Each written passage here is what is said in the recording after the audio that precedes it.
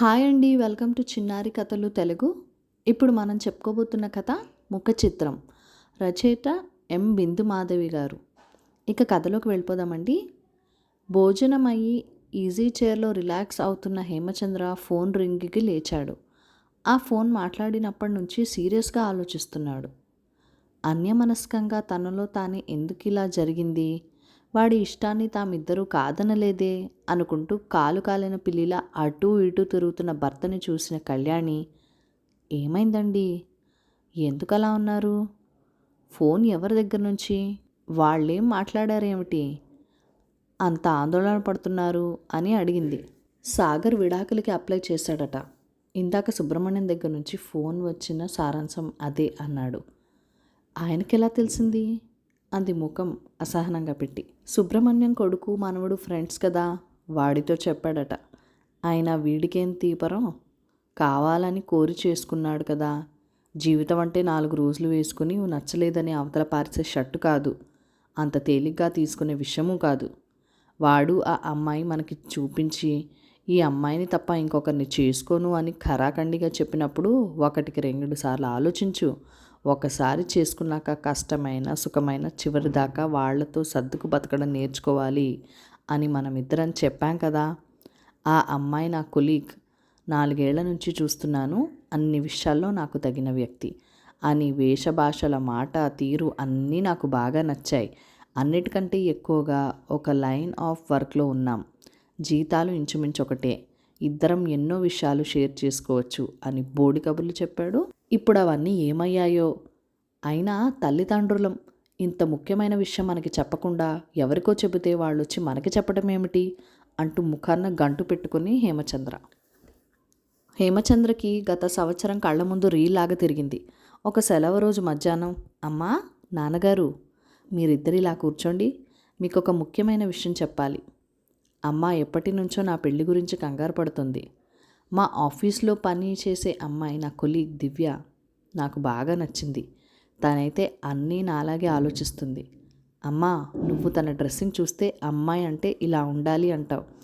అన్ని కోణాల్లో తను నాకు బాగా మ్యాచ్ అయ్యే అమ్మాయి అని ఒకసారి ఆగి తల్లిదండ్రుల మొహాల్లోకి వాళ్ళ హావభావాలు ఎలా ఉన్నాయో అని చూశాడు సాగర్. పెళ్ళి అనేది అట్టె మీద బొమ్మ చూసి చదవడానికి చేతిలోకి తీసుకునే పుస్తకం లాంటిది కాదు. పై విషయాలు చూసి నిర్ణయించుకునేది కాదు. నువ్వు 4 ఏళ్ళు కలిసి పనిచేసినా, 5 ఏళ్ళు పక్క ఇల్లులో ఉన్న వాళ్ళ గురించి పూర్తిగా తెలుసుకోవటం అనుకునేది మన భ్రమ. మన ఇంటికొచ్చి మనతో కలిసి బతకటం మొదలు పెడితే కానీ వాళ్ళ అసలు స్వరూపం స్వభావం మనకి తెలియవు. పైగా ఒకే చోట కలిసి పనిచేసేటప్పుడు ఎవరూ తమ సహజ లక్షణాల్ని బయట ప్రదర్శించరు. తమ బలహీనతలను ఇతరులకు తెలియకుండా జాగ్రత్త పడతారు. నిర్ణయం తీసుకునే ముందు 1కి 4 సార్లు ఆలోచించు అన్నారు హేమచంద్ర కళ్యాణి ముక్త కంఠంతో. పిల్లలు సుఖంగా ఉండటం ముఖ్యమని నమ్మే తల్లిదండ్రులం అవటం వల్ల కొడుకు అంత నమ్మకంగా చెప్పిన తర్వాత సాగర్ ఇష్టప్రకారమే సాగర్ దివ్యలకి దగ్గరుండి పెళ్లి జరిపించారు. సాగర్ ఉద్యోగం బెంగళూరులో, దివ్య ఉద్యోగం కూడా అక్కడే అవటంతో కొత్త ఆశలతో కొత్త ఇంట్లోకి, కొత్త కాపురంలోకి అడుగు పెట్టారు.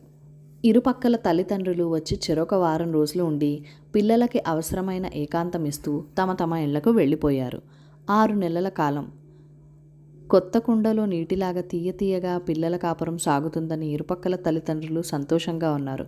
ఇంకొక 6 నెలలు వాళ్ళ ప్రాజెక్ట్ వర్కులతో బిజీగా గడిచింది. సాగర్ దగ్గర నుంచి శుభవార్త వస్తుంది అని ఎదురు చూస్తున్నారు. ఇంతలో ఈ పిడుగులాంటి విడాకుల వార్త విని కళ్యాణి దంపతులు తల్లడిల్లిపోయారు. దివ్య తల్లిదండ్రులకు ఈ విషయం తెలుసో లేదో, అసలు వాళ్లతో ఎలా మాట్లాడాలో అర్థం కాక తలలు పట్టుకున్నారు. ఇంతలో సాగరే ఫోన్ చేశాడు. అమ్మా, రేపు నేను హైదరాబాద్ వస్తున్నాను, నీతో నాన్నగారితో ఒక ముఖ్యమైన విషయం గురించి మాట్లాడాలి అన్నాడు. దివ్య కూడా వస్తుందా అని అడిగింది కళ్యాణి మనసులోని సందేహం తీర్చుకోవటానికి. లేదమ్మా, నేనొక్కడినే వస్తున్నాను, వచ్చాక అన్ని విషయాలు మాట్లాడతాను అని ఫోన్ పెట్టేశాడు. కళ్యాణి దంపతులకి ఆ రాత్రి అన్నం సహించలేదు. కంటి నిండా నిద్రపోలేదు. ఎప్పుడెప్పుడు తెల్లారుతుందా అని ఎదురు చూపులతో గడిపారు.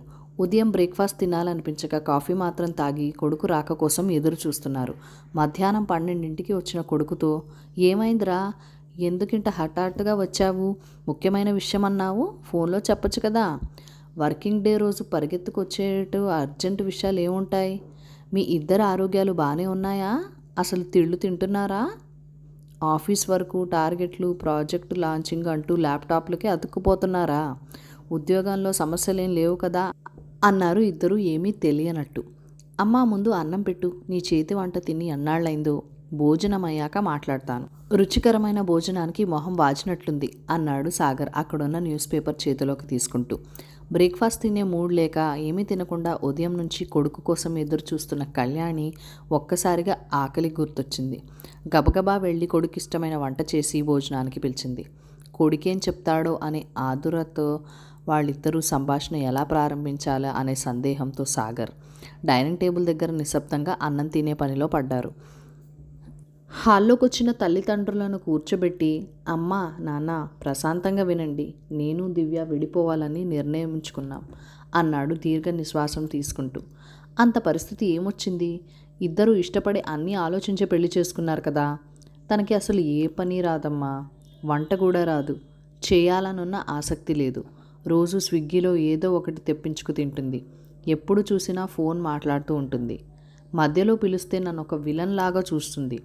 తన వర్క్, టార్గెట్స్, తన ఫ్రెండ్స్ తప్ప నేనంటూ ఒక వ్యక్తిని తన జీవితంలో ఉన్నట్టే అనుకోదు.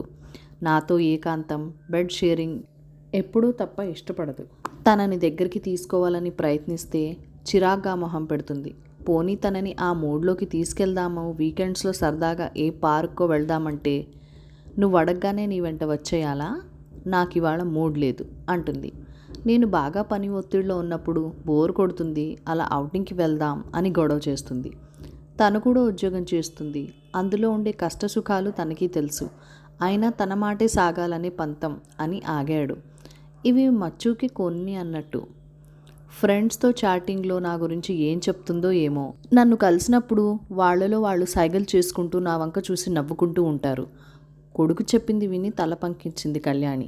మేము నీకు ముందే చెప్పాం, పెళ్ళి అంటే పైపై మెరుగులు చూసి నిర్ణయాలు తీసుకోకూడదు, అనేక విషయాలు ఆలోచించాలి అని. నీకు గుర్తుందా? చిన్నప్పుడు మనం ఇంట్లో తెప్పించిన వారపత్రిక కవర్ మీద బొమ్మ చూసి నువ్వు ఒక రకంగా, బామ్మ ఇంకొక రకంగా మొహాలు పెట్టేవాళ్ళు. దేవుడు బొమ్మ వేస్తే ఆవిడ సంతోషపడేది. సినిమా హీరో హీరోయిన్ల బొమ్మలు వేస్తే నీకు నచ్చేది. అందులో డాక్టర్ సలహాల దగ్గర నుంచి వంటల కథలు, సినిమా కబుర్లు, రాజకీయాలు, గ్రహబలము, పజిల్స్, ఇలా మీకిద్దరికి ఇష్టమైన అంశాలు, నచ్చిన శీర్షికలు కూడా ఉండేవి. పుస్తకం తెరిచి చదివితేనే కదా అన్నీ తెలుస్తాయనేదాన్ని. వైవాహిక జీవితం ఆ మాటకొస్తే ఎవరితోనైనా కొత్తగా ఏర్పడే పరిచయం ఒక పుస్తకం లాంటిదే. పుస్తకం అట్టను బట్టి ఎలా ఒక నిర్ణయానికి రాకూడదో, పైపై విషయాలు చూసి జీవితంలో ముఖ్యమైన సందర్భాల్లో త్వరపడి ఒక నిర్ణయానికి రాకూడదు అంది కళ్యాణి కొడుకు మొహంలో ఫీలింగ్స్ కోసం చూస్తూ. సాగర్ 2 నిమిషాలు ఏమీ మాట్లాడలేదు. ఏదో ఆలోచిస్తున్నట్టుగా తల వంచుకొని మౌనంగా కూర్చున్నాడు. తర్వాత తల ఎత్తి తల్లి వైపు చూస్తూ, అమ్మా, నీకు నాన్నగారికి ఎప్పుడు గొడవలు జరగలేదా? ఎలా మేనేజ్ చేసేవాళ్ళు? మీరిద్దరూ గొడవ పడటం నేను చూడలేదు అన్నాడు. నేను కాలేజ్లో చదివేటప్పుడు మన సీత ఆంటీ వాళ్ళ వివాహ స్వర్ణోత్సవం అని వాళ్ళు గ్రాండ్గా పార్టీ కూడా ఇచ్చారు. నాకు బాగా గుర్తుంది. అసలు పూర్వం అన్నాళ్ళు ఏళ్ళు ఎలా కలిసి ఉండేవారు అన్నాడు మళ్ళీ. కళ్యాణి గొంతు సవరించుకొని, చూడు పండు, ఈ తరం పిల్లలు పెళ్ళి అంటే సర్దుపాటు అనుకోవడం లేదు. అసలు ఆ మాటకొస్తే జీవితమంతా ఎవరో ఒకరితో సర్దుకొని బతకాలి. ఎందుకంటే ఏ ఇద్దరి ఆలోచనలు, అభిరుచులు, సమర్థతలు ఒకే విధంగా ఉండవు. నా పెళ్ళికి నాకు 19 ఏళ్ళు. డిగ్రీ పూర్తయింది. ఉద్యోగం చేయట్లేదు. ఆ కాలం ప్రమాణాలను బట్టి అమ్మమ్మ వాళ్ళు నాకు పెళ్లి చేశారు. పెళ్ళికి కుటుంబ నేపథ్యం చూసేవారు. వాళ్ళింట్లో ఏదైనా దీర్ఘకాలక రోగాలున్నాయా అని తెలుసుకునేవారు. ఇంట్లో పిల్లలు పుట్టని వాళ్ళున్నారేమో అని వాకప్ చేసేవారు. పిల్లలు పుట్టకపోతే తమ వంశం కొనసాగదని భయపడేవాళ్ళు. పెళ్ళి అంటే 2 కుటుంబాల మధ్య ఏర్పడే బంధం. ఎలాంటి మానసిక, శారీరక ఆరోగ్య సమస్యలున్నా ఒకరికి ఒకరు తోడుగా ఉండేవారు. డబ్బు సంపాదన, ఉద్యోగపు హోదాలకు తక్కువ ప్రాధాన్యం ఇచ్చేవారు. నువ్వు స్కూల్లో ఉన్నప్పుడు మన పైన ప్లాట్లో ఉండే డాక్టర్ అంకుల్ గుర్తున్నారా? నీకు తెలుసో తెలియదో ఆ ఆంటీ పెద్దగా చదువుకోలేదు. అయినా అంకుల్ ఏ అభ్యంతరం లేకుండా ఆ ఆంటీని పెళ్లి చేసుకున్నారు. ఇప్పటికీ వాళ్ళెంతో ఆనందంగా కలిసి ఉంటున్నారో. ఈ రోజు రాత్రి వాళ్ళ అమ్మాయి పెళ్ళి. వాళ్ళిద్దరి మధ్య చదువు లేకపోవటం అనేది ఒక సమస్యే కాలేదు. ఆ రోజుల్లో ఎక్కువగా తెలిసిన వాళ్ళు, బంధువులో, మిత్రులో సంబంధాలు చెప్తే పెద్దలు కుదిర్చే వివాహాలే ఉండేవి. వధూపరులకి పూర్వ పరిచయం ఉండేది కాదు. పెళ్ళయ్యాక ఒకరి కుటుంబం గురించి ఇంకొకరు, వ్యక్తిగతంగా ఒకరి గురించి మరొకరు తెలుసుకునేవారు. ఆ క్రమంలో కొంతకాలం గడిచిపోయేది. కొత్తగా పరిచయం అయిన భాగస్వామిని మెప్పించటానికి, వాళ్ళ ఇంప్రెషన్ కొట్టేయడానికన్నమాట ఇద్దరూ తాపత్రయపడేవాళ్ళు. వారిద్దరినీ పెద్దలు గమనిస్తూ ఉండేవారు. ఎక్కడైనా కొంచెం పొరపచ్చులు వచ్చే సూచనలు కనిపిస్తే సర్ది చెప్పి రాజీ కుదిర్చేవారు. పెళ్ళయ్యేటప్పటికి నాకు వంట రాదు. మేం వేరే కాపురం పెట్టినప్పుడు తరచుగా కూర మార్చేయటం, పాలు పొంగపెట్టేయడం చేసేదాన్ని. నాన్నగారు పోనీలే బంగారం, ఇదొకటి వెరైటీ అనుకో, ఇప్పుడేం లోపం జరిగిందో గుర్తుపెట్టుకుంటే రేపు అలా చేయకుండా ఉంటే సరి. కొన్నాళ్ళకి నీకే సరిగ్గా చేయటం తెలుస్తుంది. అభ్యాసం కూసు విద్య అన్నారు పెద్దలు. కొన్నాళ్ళయ్యాక ఇవన్నీ తలుచుకుంటే భలే సరదాగా ఉండి మనమే నవ్వుకుంటాం అనేవారు. ఎప్పుడూ విసుక్కోలేదు. మా అమ్మకి కానీ వాళ్ళ అమ్మకి కానీ చెప్పి ఎప్పుడూ నన్ను హేళన చేయలేదు. పెళ్ళైన కొన్నాళ్ల తరువాత నేను ఉద్యోగంలో చేరాను. అప్పటికి నాకు ఇల్లు ఎలా నిర్వహించుకోవాలో తెలిసింది. ఈలోపు ఇంట్లోకి అన్నీ, నాకు పువ్వులు, చీరలతో సహా నాన్నగారే సమకూర్చేవారు. ఈ తరం ఆడపిల్లలు ఆర్థిక స్వాతంత్రం కావాలని ఉద్యోగాల్లో చేరాకనే పెళ్లి చేసుకుంటామంటున్నారు.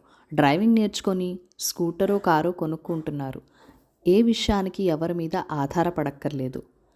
పెళ్లి నాటికి ఇరువురికి జీవితంలో ప్రతి విషయం మీద స్పష్టమైన అభిప్రాయాలు ఏర్పడుతున్నాయి. ఒక రకంగా ఆ అభిప్రాయాలు నిర్దిష్టంగా నిక్కచ్చిగా ఉంటున్నాయి.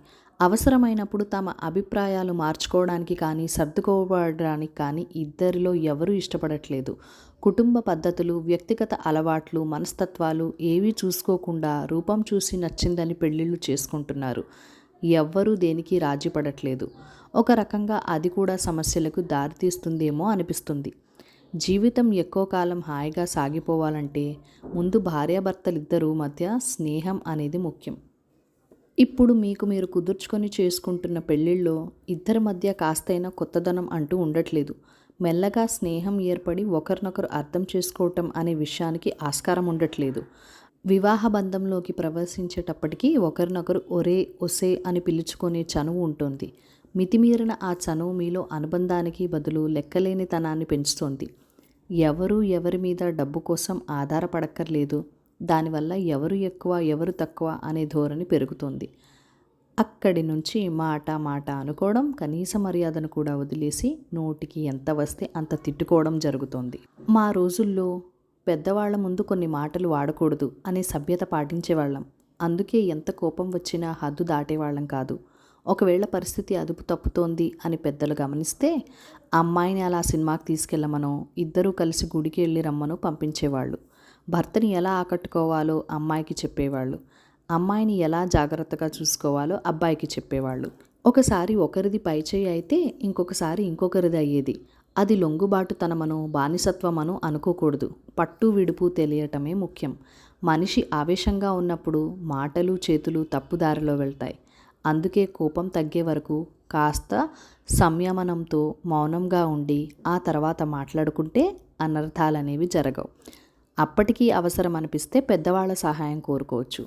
అలా బ్రతికాం కనుకనే మా వైవాహిక జీవితం మరొకరి చేత వేలెత్తి చూపించుకోకుండా ఇన్నేళ్లు నడిచింది. ఇప్పుడు మీ జీవితాలు చాలా సెల్ఫ్ సెంటర్డ్గా ఉన్నాయి. పెద్దలు అనేది కాదు, మూడో వ్యక్తి ప్రమేయం, జోక్యం మీరు ఇష్టపడట్లేదు. దివ్యకి ఏ పని రాదన్నావు, నీకొచ్చా? ఆ అమ్మాయికి వంట చేత కాకపోవచ్చు కానీ ఇల్లు నీట్గా అందంగా సర్దే నేర్పు ఉండొచ్చు. ఫోన్లో ఎక్కువసేపు మాట్లాడుతుండొచ్చు కానీ ఫైనాన్షియల్గా ప్లానింగ్ బాగా తెలిసుండొచ్చు. తన బలం తెలిసిన చోటే నువ్వు పొగడడం నేర్చుకోవాలి. బలహీనతలను అర్థం చేసుకొని సర్దుకుపోగలగాలి. అలా ఆ అమ్మాయి మనసు గెలుచుకోవాలి. నీ విషయంలో ఆ అమ్మాయి అలాగే ఉండాలి. ఇద్దరిలో ఎవరి వల్ల తప్పు జరిగినా వేలెత్తి చూపడం కాక వేలందించి ముందుకు సాగడం అలవాటు చేసుకోవాలి. మానవ సంబంధాలు అనేవి ఎంతో సున్నితమైన బంధాలు. చాలా జాగ్రత్తగా కాపాడుకోవాలి. ఆ విజ్ఞత, నేర్పు ఉన్నవాళ్ల జీవితాలు చిరకాలం బాగుంటాయి. ఇప్పుడు ఆవేశంతో విడిపోవాలనుకుంటున్నారు సరే, ఇలాగే ఒంటరిగా ఎప్పటికీ బతకలేవు కదా. రేపు ఇంకొక అమ్మాయిని చేసుకుంటే ఆ అమ్మాయిలో మాత్రం నీకు నచ్చిన విషయాలు ఉండవనే గ్యారంటీ ఏముంది? అందుకే తొందరపడకు. ఇంకాస్త టైం తీసుకుని మరోసారి మాట్లాడి అప్పుడు నిర్ణయం తీసుకోవచ్చు. ఇంతకీ నువ్వు ఇక్కడికి వస్తున్నట్టు దివ్యకి చెప్పావా? అసలు ఉద్యోగపు ఒత్తిడులు తప్ప మీ తరం పిల్లలు పెళ్ళయ్యాక మనసు విప్పి స్నేహంగా ఎప్పుడైనా ఏమైనా మాట్లాడుకుంటారా?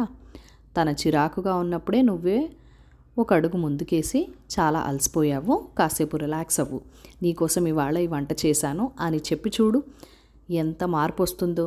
పొగడ్తకి ప్రేమకి పడని వాళ్ళెవరుంటారు అంటూ కళ్యాణి దంపతులు కొడుక్కి నచ్చజెప్పి ఇంకొన్ని రోజులు వేచి చూడు, అప్పటికీ కలిసి ఉండలేమనిపిస్తే అప్పుడే ఆలోచించవచ్చు అని తాత్కాలిక పరిష్కారం చెబుతూ కొడుక్కి కౌన్సిలింగ్ చేశారు. ఇలా ఎవరో ఒకరు చెప్పకనే ఈ కాలం పిల్లలు ఈగోలతో జీవితాలు పాడు చేసుకుంటున్నారు. చదువులు ఎక్కువై సర్దుబాటు తక్కువైపోతోంది. మనం అమ్మాయి తరపు అయినా అబ్బాయి తరపు అయినా పెళ్ళంటూ జరిగాక వాళ్ళిద్దరూ మన పిల్లలే. వాళ్ళ జీవితాలు బాగుండటం మనకి ముఖ్యం. జీవితం గురించి అనుభవంతో ఆలోచించగలిగిన మనం ఒక అడుగు ముందుకేసి వీలైతే జరగబోయే అనర్థాన్ని ఆపుదాం. పని జరిగినా జరగకపోయినా ప్రయత్నం చేసి చూద్దాం. అంతా మంచి జరుగుతుందని ఆశిద్దాం అనుకున్నారు ఆ దంపతులు, కాస్త ఆందోళనతో మరి కాస్త ఆశాభావంతో. కథ సమాప్తం. ఈ కథ మీకు నచ్చినట్లయితే కనుక మన ఛానల్ని లైక్ చేయండి, షేర్ చేయండి, మన ఛానల్ని సబ్స్క్రైబ్ చేసుకొని సపోర్ట్ ఇవ్వండి. Thank you for watching. Bye bye.